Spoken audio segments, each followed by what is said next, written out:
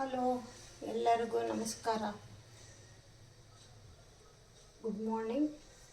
ಇವತ್ತು ಬೆಳಗಿನ ಉಪಹಾರ ಹೇಳ್ಕೊಡ್ತಾ ಇದ್ದೀನಿ. ತುಂಬ ದಿನ ಆಯಿತು, ಒಂದು ಮಂತಿಂದ ಇವಾಗ ನನಗೆ ಟೈಮ್ ಆಗಿರಲಿಲ್ಲ. ಶ್ರಾವಣ ಮಾಸ ಆಗಿರೋದ್ರಿಂದ ಇವತ್ತು ಏನು ಹೇಳ್ಕೊಡ್ತಾ ಇದ್ದೀನಿ ಅಂದರೆ ಅಣ್ಣೆ ಸೊಪ್ಪಿನ ದೋಸೆ. ಅಣ್ಣೆ ಸೊಪ್ಪು ಇದು ಹೊಲದಲ್ಲಿ ಸಿಗುತ್ತೆ. ಇದು ನಮ್ಮ ಫ್ರೆಂಡು ಕೊಟ್ಟು ಕಳಿಸಿದ್ರು. ಅದಕ್ಕೋಸ್ಕರ ನಿಮಗೆಲ್ಲ ತೋರಿಸ್ಕೊಡೋಣ ಅಂತ ಹೇಳ್ಬೇಕು. ಕೆಲವರಿಗೆಲ್ಲ ಸೊಪ್ಪು ಹೇಗೆ ಯೂಸ್ ಮಾಡೋದು ಅನ್ನೋದು ಗೊತ್ತಿರಲ್ಲ, ಹೊಸಬ್ರಿಗೆ ಗೊತ್ತಿರಲ್ಲ. ಸ್ವಲ್ಪ ಹಳುಬ್ರೆಲ್ಲ ಆದರೆ ಸ್ವಲ್ಪ ಉಪಯೋಗಿಸ್ತಾರೆ. ಹೊಲದಲ್ಲಿ ಬಿಟ್ಟಿತ್ತಂತ ಹೊಲದಲ್ಲಿ ನನಗೆ ಇಷ್ಟೊಂದು ಸೊಪ್ಪು ಕೊಟ್ಟು ಕಳಿಸಿದ್ದಾರೆ. ನಾನು ಇದರಿಂದ ವೆರೈಟಿ ಮಾಡ್ತೀನಿ.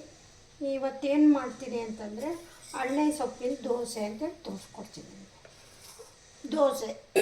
ದೋಸೆಗೆ ಏನಪ್ಪ ಅಂದರೆ ಈ ಕಪ್ಪಿಂದ 4 ಕಪ್ ಅಕ್ಕಿಗೆ 1 ಕಪ್ ಉದ್ದಿನಬೇಳೆ, 1 ಹಿಡಿ ತೊಗರಿಬೇಳೆ, 1 ಹಿಡಿ ಕಡಲೆಬೇಳೆ, 1 ಹಿಡಿ ಹೆಸರುಬೇಳೆ ಇಷ್ಟು ನೆನೆಸಿಬಿಡ್ಬೇಕು. ಒಂದು ಓವರ್ ನೈಟು ನೆನೆಸಿ ರುಬ್ಬಿ ಫ್ರಿಜ್ಜಲ್ಲಿ ಇಟ್ಕೋಬೇಕು. ಜೊತೆಗೆ 1-2 ಸ್ಪೂನ್ ಮೆಂತ್ಯನೂ ಹಾಕಬೇಕು. ನೆನೆ ಹಾಕುವಾಗ ಮೆಂತ್ಯ ಮಸ್ಟ್ ಆ್ಯಂಡ್ ಶುಡ್ ಹಾಕಲೇಬೇಕು. ಎಲ್ಲ ಬೆಳಗ್ಗೆ ನೈಟ್ ನೆನೆ ಹಾಕಿದ್ರೆ ಬೆಳಗ್ಗೆ ರುಬ್ಬಿಟ್ಕೊಳ್ಳಿ. ಫ್ರಿಜ್ಜೊಳಗೆ ಇಟ್ಕೊಂಡ್ಬಿಟ್ರೆ ನೀವು ಒಂದು 4-5 ಟೈಮ್ ಆದರೂ ಉಪಯೋಗಿಸ್ಕೊಬೋದು. ಆ ಥರ ಮಾಡ್ಕೋಬೇಕು. ಆಮೇಲೆ ಅದಕ್ಕೆ ಬೆಳಗ್ಗೆ ನೀವು ಏನು ಮಾಡೋದು ಅಂತಂದರೆ, ಬೆಳಗ್ಗೆಗೆ ಬೇಕಾಗಿರೋದು ಅಂದರೆ ಕರಿಬೇವು, ಜೀರಿಗೆ, ಕೊತ್ತಂಬರಿ ಸೊಪ್ಪು, ಕಾಯಿ ತುರಿ, ಮೆಣಸಿನ್ಕಾಯಿ, ಹಸಿ ಶುಂಠಿ, ಆಮೇಲೆ ಈರುಳ್ಳಿ, ಹೆಚ್ಚಿರೋಂಥ ಈರುಳ್ಳಿ, ಇದು ಅಣ್ಣೆ ಸೊಪ್ಪು. ಇದನ್ನು ಈಗ ಹಾಕ್ಬಿಟ್ಟು ಬೇಕಿದ್ರೆ ಜೊತೆಗೆ ನೀವು ಸ್ವಲ್ಪ ಕ್ಯಾರೆಟ್ ತುರಿನೂ ಹಾಕ್ಕೋಬೋದು, ಏನು ತೊಂದರೆ ಇಲ್ಲ. ನಾನು ಕ್ಯಾರೆಟ್ ತುರಿ ಹಾಕ್ತಾಯಿಲ್ಲ, ಸಾಕು. ಇದೆ ಅಣ್ಣೆ ಸೊಪ್ಪೆ ಚೆನ್ನಾಗಿ ಜಾಸ್ತಿ ಇದೆ, ಆದ್ದರಿಂದ ಅಣ್ಣೆ ಸೊಪ್ಪೆ ಜಾಸ್ತಿ ಉಪಯೋಗಿಸ್ತೀನಿ. ಜೊತೆಗೆ ಕಾಯಿ ಚಟ್ನಿ ಅಂತೂ ರೆಡಿ ಇಟ್ಟಿದ್ದೀನಿ. ಇವಾಗ ಕಾಯಿ ಚಟ್ನಿ ಮಾಡೋದು ಗೊತ್ತು. ನಾನು ಎಷ್ಟು 2-3 ಟೈಪ್ ತೋರಿಸ್ಕೊಟ್ಟಿದ್ದೀನಿ ಆಲ್ರೆಡಿ. ದೋಸೆ ಹಿಟ್ಟನ್ನು ರೆಡಿ ಮಾಡಿಟ್ಕೊಂಡಿದ್ದೀನಿ. ನೈಟ್ ದೋಸೆ ಹಿಟ್ಟು ರೆಡಿ ಮಾಡಿ ಇಟ್ಕೊಂಡಿದ್ದೀನಿ. ಈಗ ಇದಕ್ಕೆ ಹೇಗೆ ಮಿಕ್ಸಿಂಗ್ ಹೇಗೆ ಅಂತಂಥೇಳಿ ತೋರಿಸ್ಕೊಡ್ತೀನಿ. ಈಗ ಸ್ವಲ್ಪ ಇದು ಈರುಳ್ಳಿ ದಪ್ಪ ಇರೋದ್ರಿಂದ ಏನು ಮಾಡ್ತೀನಿ, ಸ್ವಲ್ಪ ಇದು ಸ್ಕ್ರೇಪರಲ್ಲಿ ನೈಸ್ ಮಾಡ್ಕೊತೀನಿ. ಇದನ್ನು ನೈಸ್ ಮಾಡಿಕೊಂಡು ಇದ್ರ ಜೊತೆಗೇ ಸ್ವಲ್ಪ ಹಸಿಮೆಣಸಿನ್ಕಾಯಿ ಹಾಕ್ಕೊಳ್ತೀನಿ. ನಮಗೆ ಖಾರಕ್ಕೆ ಸರಿ ಹೋಗುತ್ತೆ. ನೀವು ಇಡೀದೇ 1-2 ತುಂಡು ಮಾಡಿ ಹಾಕ್ಕೊಂಡ್ರೂ ಬರುತ್ತೆ, ಇಲ್ಲಾಂದರೆ ಸಣ್ಣಗೆ ಹೆಚ್ಚು ಹಾಕ್ಕೊಳಕ್ಕಾದ್ರೂ ಬರುತ್ತೆ, ಏನು ತೊಂದರೆ ಇಲ್ಲ. ಸ್ವಲ್ಪ ಈರುಳ್ಳಿ ಇರೋದ್ರಿಂದ ನಾನೇನು ಮಾಡ್ತಾಯಿದ್ದೀನಿ, ಇದು ಪೇಪರಲ್ಲಿ ಸ್ವಲ್ಪ ನೈಸಾಗಿ ಮಾಡ್ಕೊಳ್ತಾ ಇದ್ದೀನಿ ಅಷ್ಟೇ.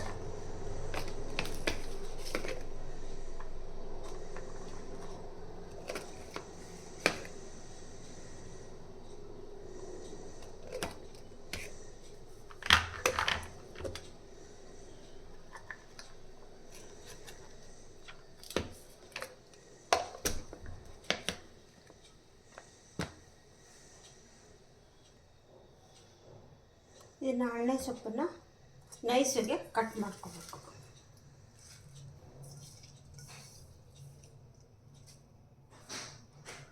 ಸ್ವಲ್ಪ ಆದಷ್ಟು ನೈಸಿಗೆ ಕಟ್ ಮಾಡ್ಕೊಳ್ಳಿ.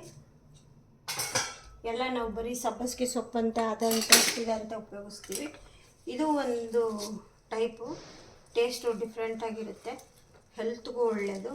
ಇದೆಲ್ಲ ಮೊದಲು ಹಿಂದೆಲ್ಲ ಜಾಸ್ತಿ ಉಪಯೋಗಿಸ್ತಾ ಇದ್ರು. ಇದು ಇವಾಗಿನವ್ರಿಗೆ ಈ ಸೊಪ್ಪು ಅಂದರೆ ಏನು ಅಂತಲೇ ಗೊತ್ತಿಲ್ಲ. ಆ್ಯಕ್ಚುಲಿ ಹೇಳಬೇಕು ಅಂದರೆ ಇದರಿಂದ ಬಸ್ಸಾರು ಮಾಡ್ತಾರೆ, ಉಪ್ಸಾರು ಮಾಡ್ತಾರೆ, ಮುದ್ದೆಗೆ. ಆಮೇಲೆ ಇನ್ನೂ ಇದೇ ಥರ ತಾಲಿಪೆಟ್ಟಿಗೆ ಉಪಯೋಗಿಸ್ಕೋಬೋದು. ಈ ಥರ ದೋಸೆಗೆ, ಗುಂಡ್ಪಂಗ್ಳು ಮಾಡೋಕ್ಕೆ ಇದಕ್ಕೆಲ್ಲ ಉಪಯೋಗಿಸ್ಕೋಬೋದು. ಕೆಲವ್ರಿಗೆ ಇದಕ್ಕೆಲ್ಲ ಏನು ಹಾಕೋದು ಅಂತ ಗೊತ್ತಿರೋದಿಲ್ಲ. ಹಿಂಗಾಗ್ಬಿಟ್ಟು ಅದಕ್ಕೆ ತೋರಿಸ್ಕೊಡ್ತಾ ಇದ್ದೀನಿ ಅಷ್ಟೇ. ಆಮೇಲೆ ಈ ಸೊಪ್ಪು ಹೆಲ್ತ್ಗೆ ಹಿಂದೆ ಏನು ನಮಗೆ ಹೊಲದಲ್ಲೆಲ್ಲ ಸಿಗ್ತಾಯಿತ್ತು, ನಮಗೆ ನೇಚರಲ್ಲಿ ಏನು ಚೆನ್ನಾಗಿ ಸಿಗುತ್ತೋ ಅದು ನಮ್ಮ ತುಂಬ ಹೆಲ್ತ್ಗೆ ತುಂಬಾ ಒಳ್ಳೆಯದು. ಇದೆಲ್ಲ ಹಿಂದೆ ಜಾಸ್ತಿ ಉಪಯೋಗಿಸ್ತಾಯಿದ್ರು. ಇವಾಗನವ್ರಿಗಂತೂ ಗೊತ್ತೇ ಇಲ್ಲ. ನನಗೂ ತುಂಬ ದಿನ ಆಯಿತು ಗೊತ್ತಿರಲಿಲ್ಲ. ಸೊಪ್ಪಮ್ಮಂಗೆ ಹೇಳಿದರೆ ತಂದು ಕೊಡ್ತಾಳೆ ಅನಿಸುತ್ತೆ. ಅವ್ರು ತಂದು ಕೊಟ್ಟಾಗೆ ಉಪಯೋಗಿಸ್ಬೇಕಲ್ವ. ನಾವು ಮೊದಲೇ ಚೆನ್ನಾಗಿ ಸಿಗ್ತಾಯಿತ್ತು. ಹಿಂಗಾಗ್ಬಿಟ್ಟು ಅವಾಗೆಲ್ಲ ಚೆನ್ನಾಗಿ ಉಪಯೋಗಿಸ್ತಾಯಿದ್ರು. ಸೊಪ್ಪು ತುಂಬ ಚೆನ್ನಾಗಿ ಯೂಸ್ ಮಾಡ್ಬೋದು. ಆದಷ್ಟು ಕೆಲವರು ಸೊಪ್ಪು ತಿನ್ನೋದೇ ಇಲ್ಲ. ಸೊಪ್ಪು ಚೆನ್ನಾಗಿ ತಿನ್ನಿ. ಇದರಲ್ಲಿ ಎಲ್ಲ ಥರದ್ದು ಒಂದೊಂದು ಸೊಪ್ಪಲ್ಲಿ ಒಂದೊಂದು ಥರ ವಿಟಮಿನ್ ಇರುತ್ತೆ. ಇವಾಗ ಸೊಪ್ಪು ಇದು ಹೆಚ್ಕೊಂಡಾಯಿತು. ಜೊತೆ ಹಾಗೆ ಸ್ವಲ್ಪ ಕೊತ್ತಂಬರಿ ಸೊಪ್ಪು ಹಾಕ್ಕೊಂಡ್ಬಿಡ್ತೀನಿ.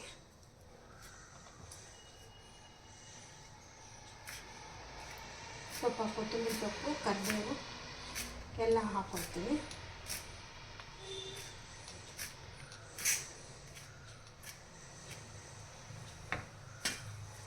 ಕರಿಬೇವಿನ ಸೊಪ್ಪು, ಆಮೇಲೆ ಶುಂಠಿನ ಸ್ವಲ್ಪ ಗ್ರೇಟ್ ಮಾಡ್ಕೊಳ್ಳೋಣ.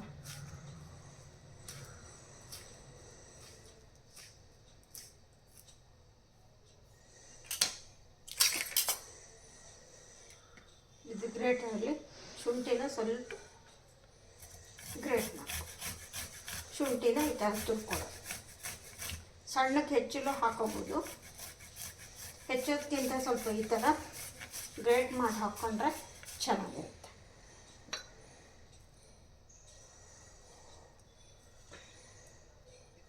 ಈ ಥರ ನೈಸಿಗೆ ಗ್ರೇಟ್ ಮಾಡಿ ಹಾಕ್ಕೊಂಡ್ಬಿಡಿ, ಚೆನ್ನಾಗಿದೆ. ಆಯಿತು, ಇದೆಲ್ಲ ಗ್ರೇಟ್ ಮಾಡ್ಕೊಂಡಾಯಿತು. ಆಮೇಲೆ ಹಸಿಮೆಣಸಿನ್ಕಾಯಿನ ನೀವು ಸಣ್ಣಗೆ ಕಟ್ ಮಾಡಿ ಏನಾದ್ರು ಹಾಕೋಬೋದು. ಇಲ್ಲ ಸ್ಕ್ರೇಪರಲ್ಲಿ ನೀವು ಈರುಳ್ಳಿ ಮಾಡ್ತೀರಲ್ಲ, ಈರುಳ್ಳಿನ ನೈಸ್ ಮಾಡ್ಕೊಳ್ಳೋ ಆವಾಗಾರು ಮಾಡ್ಕೋಬೋದು. ಈ ಥರ ಕಟ್ ಮಾಡೋದಾದರೆ ನೀವೇನು ಮಾಡಬೇಕು, ತುಂಬ ಚಿಕ್ಕದಾಗಿ ಕಟ್ ಮಾಡ್ಕೋಬೇಕು. ಏಕೆಂದರೆ ಬಾಯಿಗೆ ಸಿಕ್ಕಾಗ ಈ ತುಂಬ ಒಂದೊಂದು ಮೆಣಸಿನ್ಕಾಯಿ ತುಂಬ ಖಾರ ಇರುತ್ತೆ, ಒಂದೊಂದು ಖಾರ ಇರಲ್ಲ. ಹಿಂಗಾಗ್ಬಿಟ್ಟು ನೋಡಿಕೊಂಡು ಮೆಣಸಿನ್ಕಾಯಿನ ಖಾರ ಯಾವ ಥರ ಇದೆನೋ ನೋಡಿಕೊಂಡು ಯೂಸ್ ಮಾಡಬೇಕು. ತುಂಬ ಖಾರ ಇದ್ದರೆ ಈ ಥರ ಸಣ್ಣದಾಗಿ ಕಟ್ ಮಾಡ್ಕೋಬೇಕು. ನಾನು ಓನ್ಲಿ 2 ಮೆಂಬರ್ಸಿಗೆ ಮಾಡ್ಕೊಳ್ತಾ ಇದ್ದೀನಿ, ಆದ್ದರಿಂದ ಸ್ವಲ್ಪ ಹಾಕ್ಕೊಳ್ತಾ ಇದ್ದೀನಿ. ನೋಡಿ, ಈ ಥರ ಸಣ್ಣ ಕಟ್ ಮಾಡ್ಕೋಬೇಕು ನೈಸಿಗೆ. ಆಯಿತು, ಎಲ್ಲ ಕಟ್ ಮಾಡ್ಕೊಂಡಾಯಿತು. ಇವಾಗ ಮಿಕ್ಸಿಂಗ್ ಮಾಡ್ಕೊಳ್ಳೋಣ.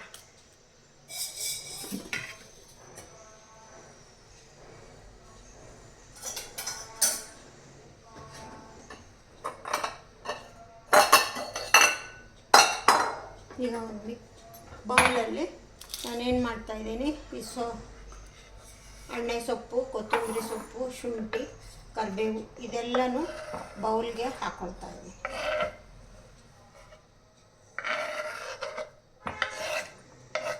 ನೀವು ಇದನ್ನು ಗುಂಡ್ಪೊಂಗ್ಳು ಪಡ್ಡು ಅಂತ ಏನು ಹೇಳ್ತೀವಲ್ಲ, ಅದನ್ನಾದ್ರೂ ಮಾಡ್ಕೋಬೋದು, ದೋಸೆನಾದರೂ ಮಾಡ್ಕೋಬೋದು.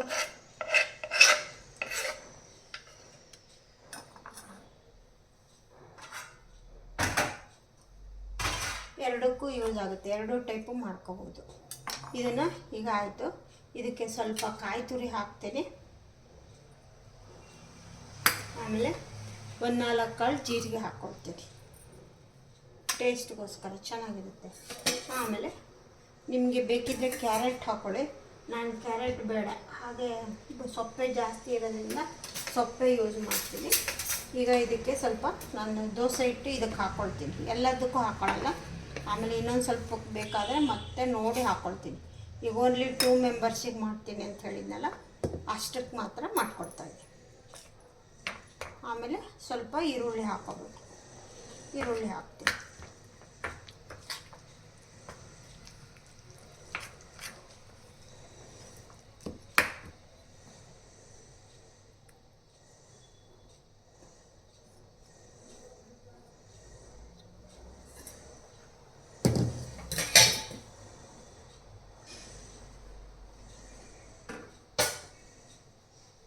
ಇವಾಗ ಸ್ವಲ್ಪ ಈರುಳ್ಳಿ ಹಾಕ್ಕೊಳ್ಳಿ.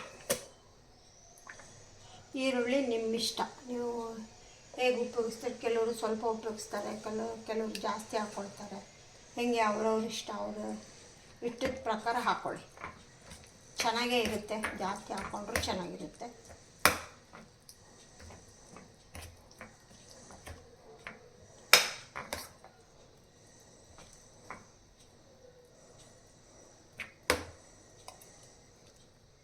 ಸಾಕು. ಒಂದು ಚಿಕ್ಕ ಬಟ್ಲಲ್ಲಿ 1 ಬಟ್ಲಷ್ಟು ಹಾಕ್ಕೊಂಡಿದ್ದೀನಿ. ಸೊಪ್ಪನ್ನು ಎರಡು ಬಟ್ಲ ಮೇಲೆ ಹಾಕ್ಕೊಂಡಿದ್ದೀನಿ. ಈ ಥರ ಎಲ್ಲ ಉಪ್ಪು ಮೊದಲೇ ಆಲ್ರೆಡಿ ಹಾಕಿ ಕಲಸಿ ರೆಡಿ ಮಾಡಿಟ್ಟಿದ್ದೀನಿ. ಇವಾಗ ಏನು ಮಾಡ್ತೀನಿ ಅಂದರೆ ಇದನ್ನು ಈಗ ದೋಸೆನಾದರೂ ಮಾಡ್ಕೋಬೋದು, ಗುಂಡ್ಪೊಂಗ್ಳಾದರೂ ಮಾಡ್ಕೋಬೋದು, ಯಾವುದಾದ್ರೂ ಎರಡೂ ಮಾಡಿಕೊಂಡ್ರೂ ಚೆನ್ನಾಗಿರುತ್ತೆ. ಇವಾಗ ಇದನ್ನು ದೋಸೆ ಮಾಡೋದು ತೋರಿಸ್ಕೊಡ್ತೀನಿ. ಇದನ್ನು ಆದಷ್ಟು ಸ್ವಲ್ಪ ದಪ್ಪ ಬರಲ್ಲ, ನಾವೇನು ಏನು ಹೇಳ್ತೀವಿ ಸೆಟ್ ದೋಸೆ ಅಂತ ಹೇಳ್ತೀವಲ್ಲ ಆ ಥರ ಮಾಡ್ಕೋಬೇಕು. ಸೆಟ್ ದೋಸೆ ಥರ ಮಾಡಿಕೊಂಡ್ರೆ ಚೆನ್ನಾಗಿರುತ್ತೆ. ಹಾಗೆ ನೋಡಿ ಈ ಥರ ಗ್ರೀನಿಶ್ ಆಗಿ ಹೆಂಗಿರುತ್ತೆ ಅಣ್ಣೆ ಸೊಪ್ಪಿನ ದೋಸೆ. ಇದನ್ನು ತೋರಿಸ್ತೀನಿ ಹಾಗೆ ಮಾಡಿ. ಇದಕ್ಕೆ ಸ್ವಲ್ಪ ತವಾಗೆ ಆಯಿಲ್ ಆದರೂ ಹಾಕೋಬೋದು, ಬೆಣ್ಣೆನಾರು ಹಾಕೋಬೋದು, ತುಪ್ಪನಾರು ಹಾಕೋಬೋದು, ನಿಮ್ಮ ಇಷ್ಟ. ಮಕ್ಕಳಿಗೆಲ್ಲ ಸ್ವಲ್ಪ ತುಪ್ಪ ಬೆಣ್ಣೆ ಹಾಕ್ಕೊಡಿ, ದೊಡ್ಡವರಾದರೆ ಸ್ವಲ್ಪ ತುಪ್ಪ ಬೆಣ್ಣೆ ಸ್ವಲ್ಪ ಕಡಿಮೆ ಯೂಸ್ ಮಾಡಿ ಅಂತ ಹೇಳೋಕ್ಕೆ ಇಷ್ಟಪಡ್ತೀನಿ. ಯಂಗ್ಸ್ಟರ್ಸು ತಿನ್ಬೋದು, ಏನು ತೊಂದರೆ ಇಲ್ಲ. ಯಾವಾಗಾದರೂ ಒಂದು ಸರಿ ತಿನ್ನೋಕ್ಕೆ ಎಲ್ಲರಿಗೂ ಏನು ತೊಂದರೆ ಇಲ್ಲ, ಚೆನ್ನಾಗೇ ತಿನ್ಬೋದು. ಯಾವಾಗಲೂ ತಿನ್ನಬಾರ್ದು ಅಷ್ಟೇ. ಬೆಣ್ಣೆ ತುಪ್ಪ ಇಂಥದ್ದು ಸ್ವಲ್ಪ ಆಯಿಲ್ಲು ಆದಷ್ಟು ಕಡಿಮೆ ಮಾಡಿದ್ರೆ ಒಳ್ಳೆಯದು. ಇವಾಗ ದೋಸೆನ ಹೇಗೆ ಅಣ್ಣೆ ಸೊಪ್ಪಿನ ದೋಸೆ ಹೇಗೆ ಮಾಡೋದು ಅಂತ ತೋರಿಸ್ತೀನಿ. ಇವಾಗ ದೋಸೆ ಹಾಕೋಣ.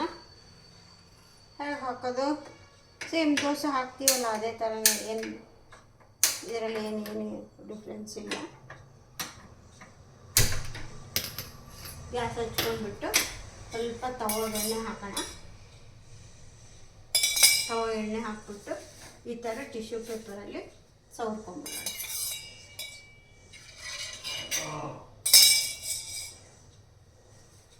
ನಿಮ್ಗೆ ಇನ್ನೊಂದೇನು ಟಿಪ್ಸು ಅಂತಂದರೆ, ನೀವು ಯಾವಾಗಲೂ ದೋಸೆ ಮಾಡುವಾಗ ಹಿಂದಿನ ದಿನ ಚಪಾತಿ ಏನು ಮಾಡಿರ್ತೀರಲ್ಲ ಆ ತವನ ತೊಳಿಬೇಡಿ, ಹಾಗೆಯೇ ಇಟ್ಟಿರಿ. ಒಂದೇನಾದ್ರು ಒಂದು ಡಕ್ಕನ್ನು ಮುಚ್ಚಳ ಏನಿರುತ್ತಲ್ಲ ಮುಚ್ಚಿ ಚೆನ್ನಾಗಿ ಎತ್ತಿಟ್ಕೊಂಡಿರಿ. ಅದೇ ತವನಲ್ಲಿ ಮಾಡಿ, ಅಂದರೆ ನಿಮಗೆ ದೋಸೆ ಮಾಡಿದ್ರೆ ಹಿಡಿಯಲ್ಲ. ಏನು ಯಾವಾಗಲೂ ಆ್ಯಕ್ಚುಲಿ ಏನಾಗುತ್ತೆ ಅಂತಂದರೆ, ದೋಸೆ ಮಾಡುವಾಗ ನಾವು ಹಂಚು ತೊಳೆದುಬಿಟ್ಟು ನಾವೇನು ಮಾಡ್ತೀವಲ್ಲ ಹಿಡಿಯುತ್ತೆ, ಹಂಚು ತಳ ಹಿಡಿಯುತ್ತೆ. ಅದಕ್ಕೋಸ್ಕರ ಅದಕ್ಕೆ ಇದು ಟಿಪ್ಸ್ ಒಂಥರ. ಹಿಂದಿನ ದಿನ ನಾವು ಚಪಾತಿ ಏನಾದರೂ ಮಾಡಿಟ್ಟಿರ್ತೀವಲ್ಲ ಆ ಹಂಚನ್ನ ನೀರಿನಿಂದ ತೊಳಿಬಾರ್ದು. ಆ ಹಂಚನ್ನೇ ಇಟ್ಬಿಟ್ಟು ಸ್ವಲ್ಪ ಆಯಿಲ್ ಹಾಕಿ ಸ್ವಲ್ಪ ಒಂದು ಬಟ್ಟೆನೆಲ್ಲ ಒರೆಸ್ಕೊಂಡ್ಬಿಟ್ಟು ಮಾಡಿದ್ರೆ ತಳ ಹಿಡಿಯಲ್ಲ, ಚೆನ್ನಾಗಿ ಬರುತ್ತೆ. ಇವಾಗ ಹಂಚು ಕಾಯ್ತಾ ಇದೆ, ಆಲ್ರೆಡಿ ಕಾಯ್ತು ಅನಿಸುತ್ತೆ. ಇವಾಗ ಏನು ಮಾಡ್ತೀನಿ ಅಂದರೆ ಸ್ವಲ್ಪನೇ ಆಯಿಲ್ ಹಾಕಿ ಟಿಶ್ಯೂ ಪೇಪರಲ್ಲಿ ಒರೆಸಿದ್ದೀನಿ. ಫಸ್ಟ್ 1 or 2 ದೋಸೆಗೆ ಸ್ವಲ್ಪ ಆಯಿಲ್ ಬೇಕೇ ಬೇಕು, ಇಲ್ಲಾಂದರೆ ತಳ ಹಿಡಿದ್ಬಿಡುತ್ತೆ. ಆಮೇಲಿಂದ ತುಂಬ ಚೆನ್ನಾಗಿ ಬರುತ್ತೆ, ತಳ ಹಿಡಿಯಲ್ಲ ಏನಿಲ್ಲ. ಇವಾಗ ಸ್ವಲ್ಪ ಹಿಟ್ಟನ್ನು ನೀವು ನೋಡಿಕೊಂಡು ಮಾಡ್ಕೊಳ್ಳಿ. ತುಂಬ ಗಟ್ಟಿನೂ ಬೇಡ, ತುಂಬ ತೆಳ್ಳಗೂ ಬೇಡ. ನಮಗೆ ಗುಂಡ್ಪೊಂಗ್ಳಿಗೆಲ್ಲ ಮಾಡೋಕ್ಕಾದರೆ ಸ್ವಲ್ಪ ಗಟ್ಟಿ ಬೇಕು, ದೋಸೆ ಮಾಡೋಕ್ಕಾದರೆ ಅಷ್ಟೊಂದು ಗಟ್ಟಿ ಬೇಡ. ಈಗ ಅದನ್ನು ದೋಸೆಗೆ ಆಗಿರೋದ್ರಿಂದ ಸ್ವಲ್ಪ ನೀರು ಸೇರಿಸ್ಕೊಳ್ತೀನಿ.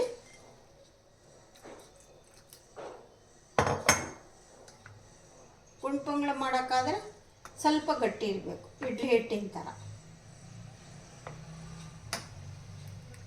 ಇದು ಸ್ವಲ್ಪ, ಅದಕ್ಕೆ ಸ್ವಲ್ಪ ನೀರು ಆ್ಯಡ್ ಮಾಡ್ಕೊಳ್ಳೋದು ಅಷ್ಟೇ, ಏನಿಲ್ಲ. ಇದನ್ನು ಇವಾಗ ಏನು ಮಾಡಬೇಕು ಅಂದರೆ ಈ ಥರ ಹೆಂಚು ಮೇಲೆ ಹಾಕಿ ಸ್ವಲ್ಪ ನಾವೇನು ಸೆಟ್ ದೋಸೆ ಮಾಡ್ತೀವಲ್ಲ ಆ ಥರ ಸ್ವಲ್ಪ ದಪ್ಪಗಿರಬೇಕು.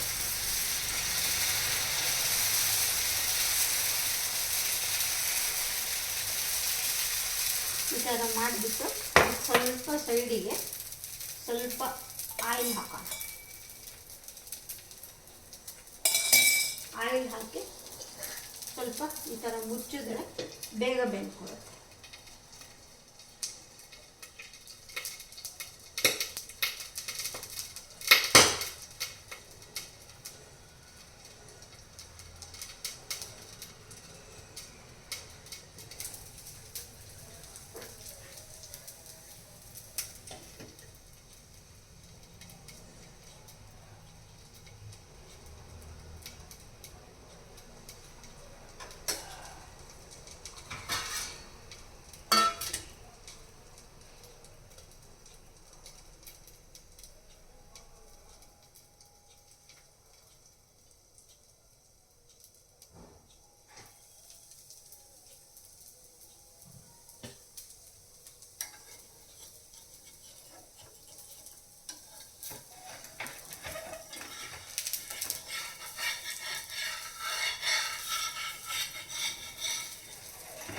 ನೋಡಿ ಸ್ವಲ್ಪ ಹಿಡಿಯಲ್ಲ ಎಷ್ಟು ಚೆನ್ನಾಗಿ ಬರುತ್ತೆ. ನಾವು ಹಿಂದಿನ ದಿನ ಚಪಾತಿನ ಏನಾದರೂ ಮಾಡಿರ್ತೀವಲ್ಲ ಆ ಥರ ಹೆಂಚಿನ ಈ ಥರ ಮಾಡಿದಾಗ ನಮಗೆ ತಳ ಹಿಡಿಯಲ್ಲ. ಇಲ್ಲಾಂದರೆ ಅವತ್ತು ಅದೇನಾಗುತ್ತೆ ಅಂದರೆ ಒಂದು 2-3 ದೋಸೆ ಅಂತ ಕೆಟ್ಟೇ ಹೋಗುತ್ತೆ, ಬೇಗ ಬರಲ್ಲ. ನೀರು ಹಾಕಿ ತೊಳೆದೇನು ಡೈರೆಕ್ಟಾಗಿ ನಾವು ಇಡ್ತೀವಲ್ಲ ಆ ಹೆಂಚಲ್ಲಿ ದೋಸೆ ಚೆನ್ನಾಗಿ ಬರೋಲ್ಲ. ಇದು ಟಿಪ್ಸು ನಿಮಗೆ. ಹಿಂದಿನ ದಿನ ಚಪಾತಿನ ಏನೋ ಮಾಡಿಟ್ಕೊಂಡ್ರೆ ಮಾರನೇ ದಿನಕ್ಕೆ ನೀವು ದೋಸೆ ಉಪಯೋಗಿಸಿದ್ರೆ ಚೆನ್ನಾಗಿ ಬರುತ್ತೆ ದೋಸೆ. ಈಗ ಇದಕ್ಕೆ ನಾವೇನು ಮಾಡಬೇಕು ಅಂದರೆ ಬೇಕಿದ್ದರೆ ತುಪ್ಪ ಹಾಕೋಬೋದು, ಬೆಣ್ಣೆ ಹಾಕೋಬೋದು. ನಾನಂತೂ ತುಪ್ಪ ಬೆಣ್ಣೆ ಏನೂ ತಿನ್ನಲ್ಲ, ತಿಂತಾರೆ ನಮ್ಮ ಹಸ್ಬೆಂಡ್ ತಿಂತಾರೆ, ಅವ್ರಿಗೆ ಹಾಕ್ಕೊಡ್ತೀನಿ.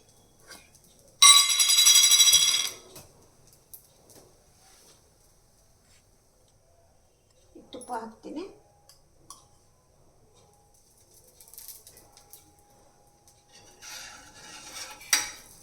ಇದರಲ್ಲಿ ಏನು ಹೊಸತನ ಇಲ್ಲ, ಸೊಪ್ಪನ್ನು ಹೇಗೆಲ್ಲ ಯೂಸ್ ಮಾಡ್ಬೋದು ಅಂತ ಅಷ್ಟೇ ಹೇಳ್ಕೊಡೋದು.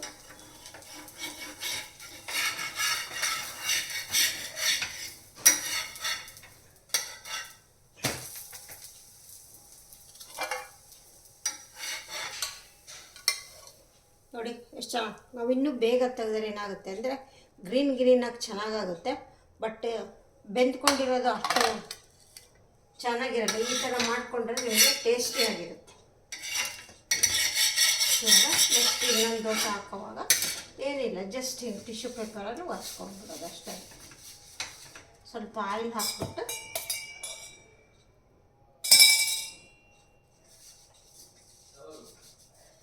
ಹಿಂಗೆ ಒರೆಸ್ಕೊಂಡ್ಬಿಡೋದು. ಒರೆಸ್ಕೊಂಡು ಈ ಥರ ಹಾಕೋದು. ಏನು ನಾವು ಸೆಟ್ ದೋಸೆ ಮಾಡ್ತೀವಲ್ಲ ಆ ಥರ ಸ್ವಲ್ಪ ದಪ್ಪಗೆ ಹಾಕೋಬೇಕು. ನೀವು ಸೊಪ್ಪು ಎಲ್ಲ ಯೂಸ್ ಮಾಡಿರೋದ್ರಿಂದ ತೆಳ್ಳಗೆ ಮಾಡೋಕ್ಕಾಗಲ್ಲ. ಸ್ವಲ್ಪನೇ ಹಾಕ್ಕೊಂಡ್ರೆ ಮಾಡ್ಬೋದು, ಏನು ತೊಂದರೆ ಇಲ್ಲ. ನಾವು ಈಗ ಇದು ಆ್ಯಕ್ಚುಲಿ ಇದೇ ಥರ ಮಾಡಿದ್ರೆ ಒಳ್ಳೆಯದು, ಚೆನ್ನಾಗಿ ಟೇಸ್ಟಿಯಾಗಿರುತ್ತೆ, ಹೆಲ್ದಿಯಾಗಿರುತ್ತೆ. ಸೊಪ್ಪು ಯಾವ ಥರ ಯೂಸ್ ಮಾಡ್ಬೋದು ಅಂತ ತೋರಿಸ್ಕೊಡ್ತಾ ಇದ್ದೀನಿ ಅಷ್ಟೇ. ಸರ್ವಿಂಗ್ ಮಾಡೋದು ಹೇಗೆ ನೋಡೋಣ.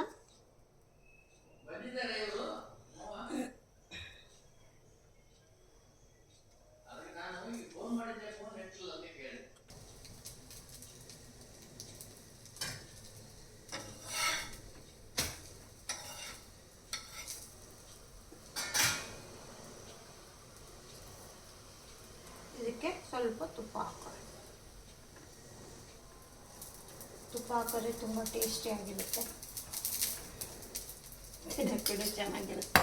ತುಪ್ಪ ಜಾಸ್ತಿ ತಿನ್ನಬಾರ್ದು ಅಂತಾರಲ್ಲ, ಅದಕ್ಕೋಸ್ಕರ ಅಷ್ಟೇ. ಇವಾಗ ನೋಡಿ ಸ್ವಲ್ಪ ಬೇಗ ತೆಗೆದ್ರೆ ಸಾಕು. ನೋಡಿ ಈ ಥರ ಗ್ರೀನಾಗಿ ಚೆನ್ನಾಗಿರುತ್ತೆ. ಕ್ಯಾರೆಟ್ ಹಾಕ್ಕೊಂಡ್ರೂ ಚೆನ್ನಾಗಿರುತ್ತೆ. ಕ್ಯಾರೆಟ್ ಹಾಕ್ಕೊಂಡ್ರೂ ತುಂಬ ಚೆನ್ನಾಗಿ ಕಾಣುತ್ತೆ, ಡಿಸೈನಾಗಿ. ಮಕ್ಳಿಗೂ ಒಂಥರ ಅಟ್ರ್ಯಾಕ್ಷನ್ ಇರುತ್ತೆ. ಇವಾಗ ಏನಿಲ್ಲ, ಇದಕ್ಕೆ ನಾವು ಸ್ವಲ್ಪ ಚಟ್ನಿ ಹಾಕ್ಬಿಟ್ಟು ಕೊಟ್ಬಿಟ್ರೆ ಖುಷಿಯಾಗಿ ತಿಂತಾರೆ ಮಕ್ಕಳು. ಟೇಸ್ಟಿಯಾಗಿರುತ್ತೆ. ತಿನ್ಸ್ ನೋಡಿ ನೀವು ಮಕ್ಳಿಗೆ ಮಾಡಿಬಿಟ್ಟು ತಿಂತಾರೆ. ಏನಿಲ್ಲ, ಈ ಥರ ಚಟ್ನಿ ಹಾಕಿ ಅದಕ್ಕೊಂದು ಸ್ವಲ್ಪ ತುಪ್ಪ ಹಾಕಿ ಕೊಟ್ಬಿಡೋದು.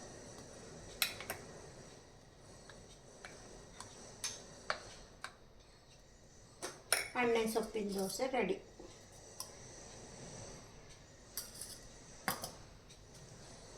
ಹಲೋ ಫ್ರೆಂಡ್ಸ್, ಮತ್ತೆ ಹೊಸ ರೆಸಿಪಿಯೊಂದಿಗೆ ಸಿಗ್ತೀನಿ. ಮೊದಲಿಂದ ಕೊನೆವರೆಗೂ ನೋಡ್ಕೊಳ್ಳಿ. ಏನಿಲ್ಲ, ನೀವು ದೋಸೆ ಹಿಟ್ಟೇನು ರೆಡಿ ಮಾಡಿ ಇಟ್ಕೊಂಡಿರ್ತಾರಲ್ಲ ಅದಕ್ಕೆ ಎಕ್ಸ್ಟ್ರಾ ಇದರ ಆ್ಯಡ್ ಮಾಡಿ ಮಾಡ್ಕೊಳ್ಳೋದು. ತುಂಬ ಟೇಸ್ಟಿಯಾಗಿರುತ್ತೆ. ರಿಚ್ ಹೆಲ್ದಿ ಫುಡ್ ಅಂತ ಹೇಳ್ಬೋದು. ರಿಚ್ ಹೆಲ್ದಿ ದೋಸೆ, ಎಣ್ಣೆ ಸೊಪ್ಪಿನ dosa. Okay friends, okay, see you, bye. ಮತ್ತು ಹೊಸ ರೆಸಿಪಿಯೊಂದಿಗೆ ಸಿಗ್ತೀನಿ.